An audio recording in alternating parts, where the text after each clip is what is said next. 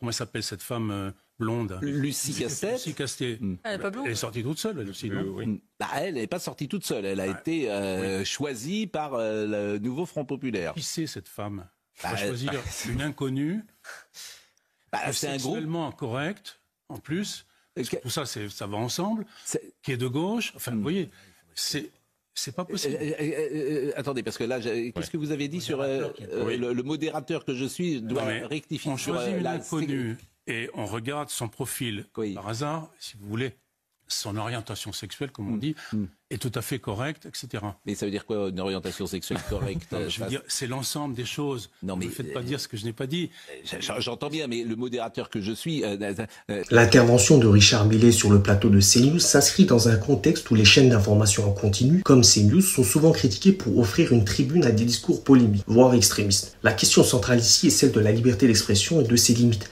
D'un côté, les médias ont pour mission de garantir une pluralité d'opinions, mais de l'autre, ils ont aussi la responsabilité de ne pas promouvoir des discours de haine, notamment, dans ce cas-là, l'homophobie. L'intervention de Millet, bien que modérée par Pascal Praud, illustre les dérives possibles lorsque la recherche de l'audience et du buzz médiatique prend le pas sur l'éthique journalistique. La question de la responsabilité des médias dans la diffusion de tels propos est cruciale. Comme l'a souligné Sandrine Rousseau, il existe des frontières légales et éthiques que les médias doivent respecter sous peine de voir leur rôle de quatrième pouvoir dénaturé. Richard Millet, en s'interrogeant sur la légitimité de Lucie Castet, en raison de son orientation sexuelle, contribue à la banalisation de l'homophobie dans le débat public. Cette banalisation est d'autant plus inquiétante qu'elle se déroule sur une plateforme médiatique largement suivie. L'expression sexuellement incorrecte utilisée par Millet relève d'une tentative de pathologiser l'homosexualité, ce qui est non seulement dépassé mais aussi dangereux dans le climat actuel. La réponse de Pascal Praud, qui semble finalement minimiser les propos de Millet, interroge sur le rôle des animateurs dans la régularité des discours sur leur plateau. En ne condamnant pas fermement ces propos, Praud constitue à une forme de normalisation des discours discriminatoires, ce qui peut renforcer les stéréotypes et les préjugés dans la société. La réaction immédiate et virulente des figures de gauche telles que Adrien Chloé et Sandrine Rousseau montre à quel point ce type de discours est devenu un terrain de bataille politique. Le fait que ces élus utilisent les réseaux sociaux pour dénoncer les propos homophobes témoigne d'une polarisation croissante où chacun utilise les outils à sa disposition pour mobiliser son électorat et marquer des points dans l'espace public. Cependant, cette polarisation peut aussi avoir des effets pervers, en contribuant à un climat de guerre culturelle où chaque incident devient une opportunité pour renforcer les divisions plutôt que pour encourager un débat constructif.